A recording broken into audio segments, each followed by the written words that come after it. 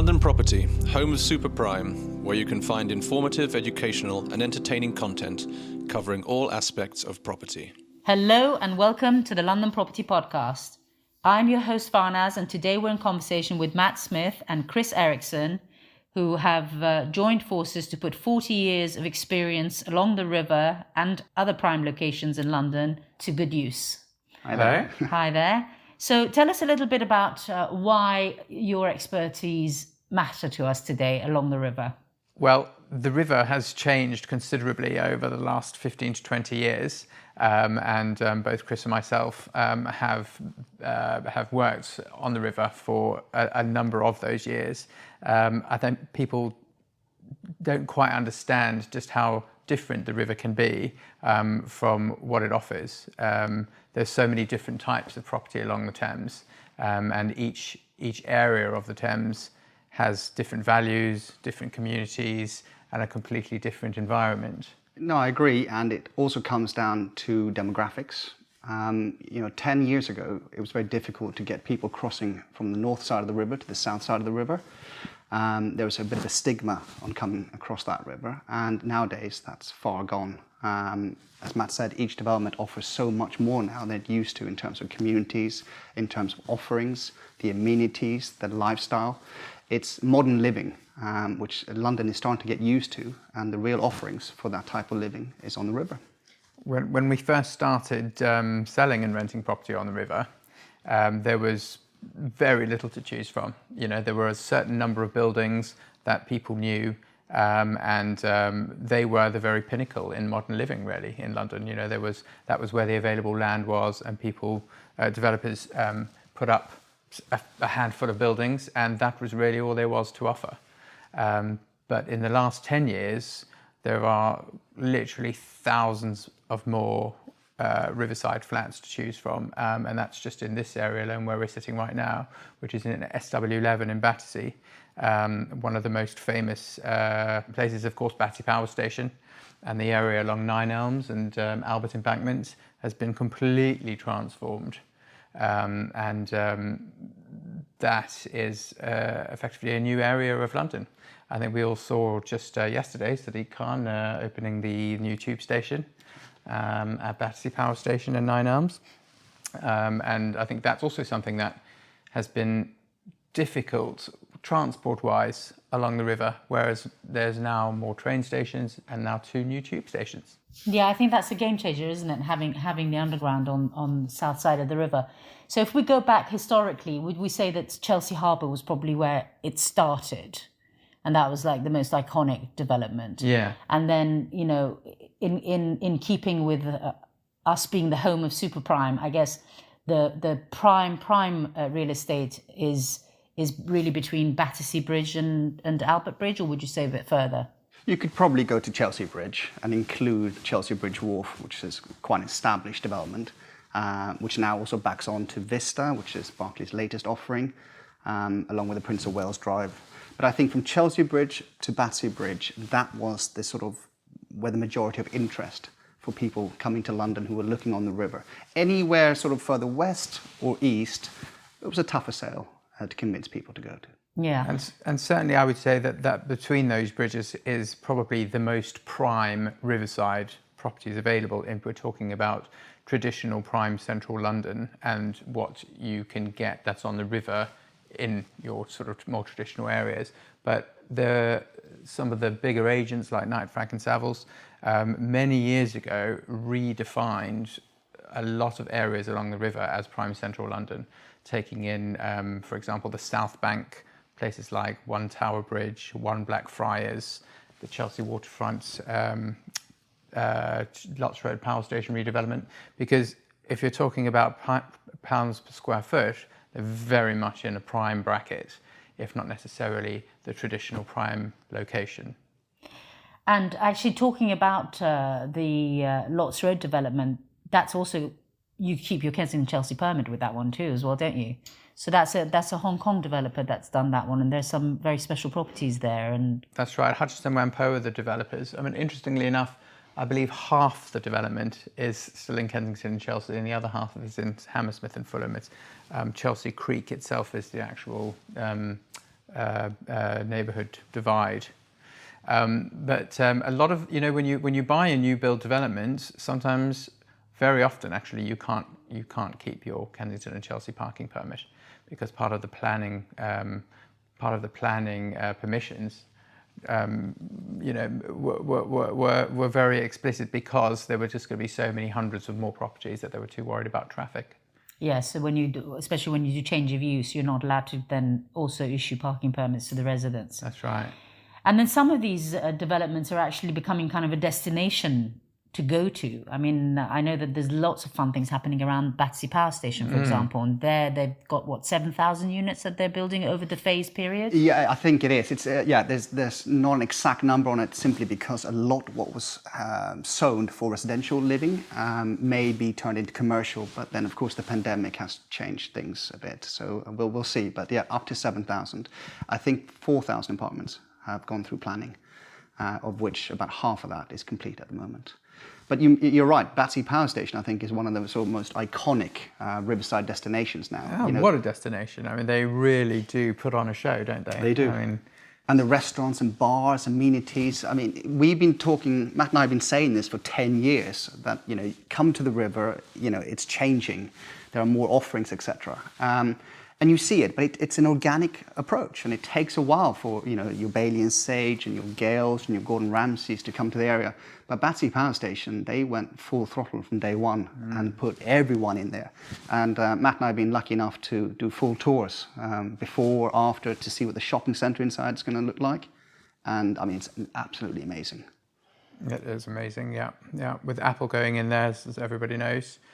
Taking, I can't remember how much space, a lot of space over several floors in the actual power station building, with phenomenal space.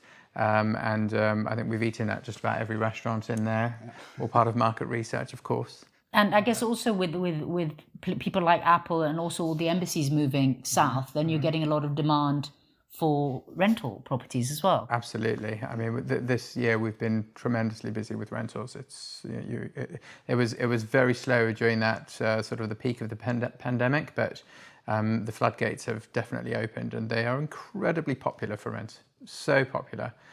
People just love the idea of living in these modern flats and having a swimming pool. And I mean, if you look at the Embassy Gardens swimming pool, I think everyone has been talking about that, where you can swim from one building to the other. Yeah, I think I'll be petrified of that. Yeah. What floor is that on? Gosh, I don't even know. No, I think it's 12th or 13th floor. It's the highest floor on that particular. It's like a water bridge from one to the other. Yeah. I think I would be petrified of that one. Yeah, absolutely. And then some of the great views you get. I remember in my youth, Parliament View was like the only reason to go that far down. That's it. That's exactly what I was saying earlier. There was just a handful of buildings that if you wanted to have a view of the House of Parliament, it was Parliament View. Where you can now actually get that from a number of other places. And I was going to say, sorry, Matt, I was just going to add to that London is quite unique in that respect with regards to its river, because it meanders.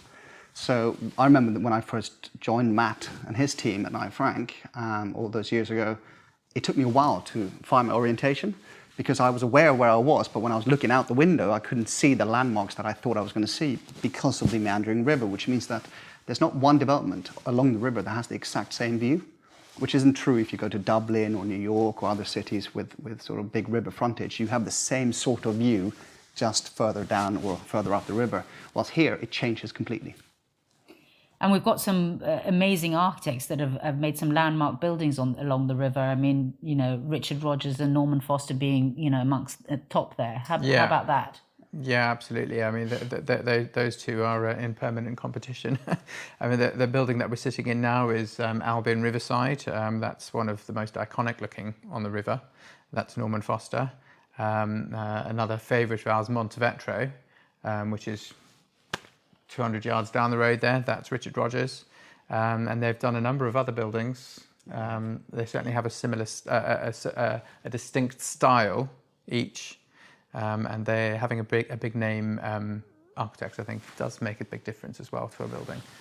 And then amenities, you've got, well, I know the Montevetro's got a tennis court and a gym, doesn't have a swimming pool. It doesn't have a swimming pool. And then the one we're in has a swimming pool and a garden. That's right, yeah. So what are the most unusual amenities of some of the newer buildings that you can find? Well, I mean, certainly the swimming pool where you can swim from one building to another in Embassy Gardens, that's definitely up there. I mean, we've seen snow rooms, we've seen... wine cellars, saunas, conference rooms.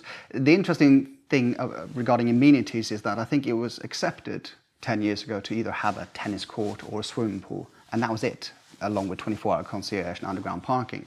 But when 9 Elm started redeveloping their area, every single building was trying to outperform the building before it, which means that the amenities were starting to become sort of mind-boggling, almost crazy to some extent, in terms of golf simulators and all these sort of things. Residence cocktail lounge, residence restaurant, conference facilities, games rooms, temp and bowling alleys, as you said, virtual golf. I mean, it's unbelievable, actually. I wonder how many people use all of these facilities, but they certainly help to get the prices that the developers want to get, because it gives you something, extra to sell other than the property itself. And I think where they really do come into their own is not for the person buying the 10 to 15 million pound penthouse, but it's really the person who's buying the 800,000 pound one bed, which is only 500 square feet. They will go and use those facilities. They will be able to entertain their friends in the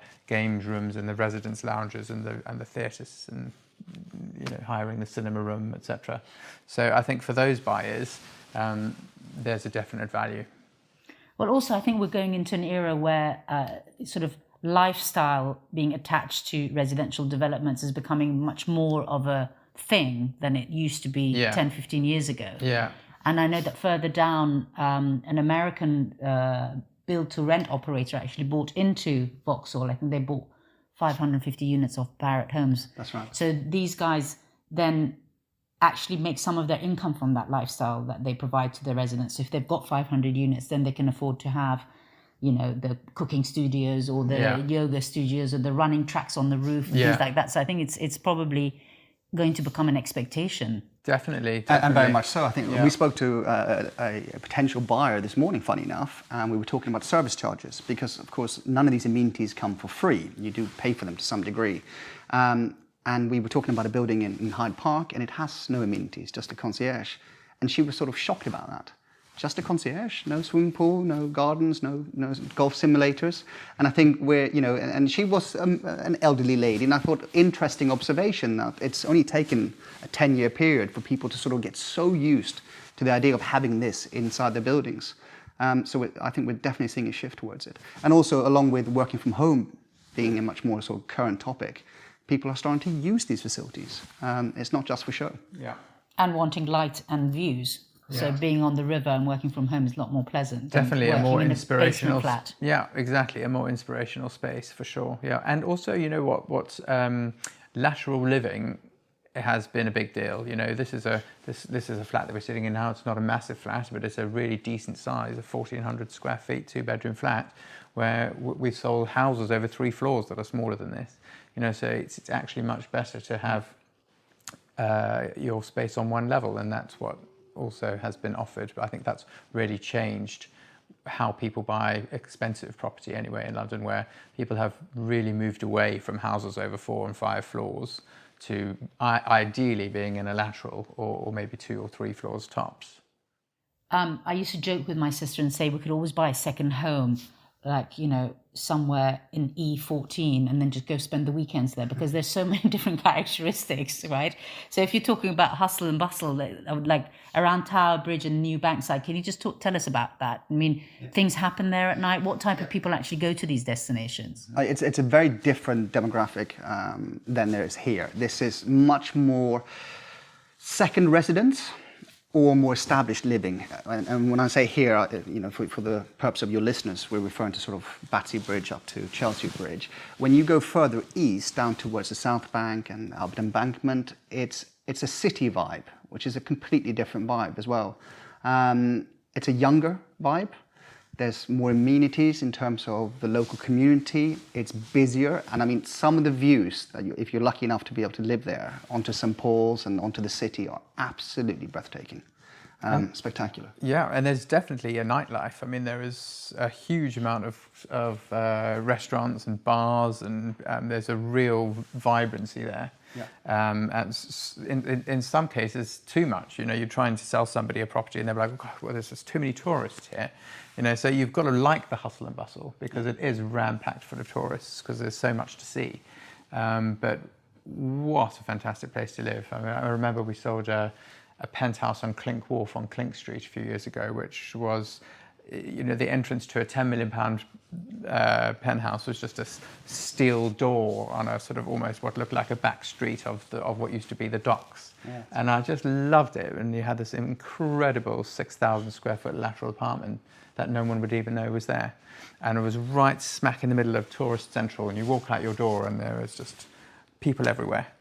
So it was a completely different feel to most other things. Yeah, I think that particular sort of wharf, if you want to call it that, for that area of London, that's where the real hidden gems are. Yeah. You know, here it's quite obvious that as we're sitting on the 6th floor, if you go to the top, you can see the double height duplex penthouses. But you go to areas like Clink Wharf or Sugar Quay or whatever it might be, you never know that behind that steel door is a £10 million apartment. That's absolutely breathtaking. Yeah. And also the proximity again. I mean, here we're 10 minutes to cross the bridge and we're in Chelsea, and we can benefit from all the amenities. When you're in South Bank, you're only 10, 15 minutes away from the Strand, Covent Garden. You know, we can see the Piccadilly Circus from some of the apartments. So you're very, very close. So you can go to the theatre, go and have dinner, and then cross over, come back to your apartment and enjoy the views that the North offers. All in a secure, safe environment. It's amazing, you know, when we sometimes go to sell or rent properties in the towers, because there's a lot of very tall buildings around now, and you realise just how small London actually is when you talk about seeing Piccadilly Circus. And you think, wow, that Piccadilly Circus is just over there. And also, actually, now traveling, you know, if you do live on the river, traveling on the river is becoming a lot easier to maneuver. We were on a boat for a party, for our launch party a couple of weeks ago, and we kept seeing these Uber boats everywhere. That's right. And they're just non-stop going up and down. So actually, you know, hopping on a boat in Chelsea and getting off at work in, you know, Docklands is actually not going to be such a big deal. Absolutely. And a lot more pleasant way of getting to work too. Very much so. The Thames Clipper, I mean, we've got quite a few clients that we've amassed over the years who take the Thames Clipper to work. There's been, in the last few years, there's been probably 3 or 4 new piers added to the route. So, yeah, I mean, what a great way to get to work in the city. You know, you jump on your Thames Clipper at Cadogan Pier and get off at Blackfriars or something. I mean, that's ideal. And you can have a glass of wine on the way back, have a bar. And that actually, Cadogan Pier, talking of which, is actually private, isn't it? All of that is privately owned. Cadogan Pier has a Thames Clipper stop, but the pier itself is privately owned, and the owners sell houseboats or leases for houseboats for a certain amount of years. Yeah, there's some really beautiful ones back there. Oh, yeah. We've been lucky enough to sell some of them. Sold a few. So what do those go for? They range. I think we sold one for 2 million a few years ago. They just tend to, I mean, I think that's probably the most expensive one we've sold, but they're somewhere between 1 and 2 million generally. And what, people just stay put with them, or they actually Yeah, you'd go up buy and a down? lease for like 50 years. You tend not to travel. Most of them tend not to have engines. They need to be tugged to wherever they're going to go. Okay. Although some have engines, but it's a residential mooring, but it's, you know, for a certain amount of years. Right, and it's the same thing with the further down. That's right. By the embankment. Yeah. Okay.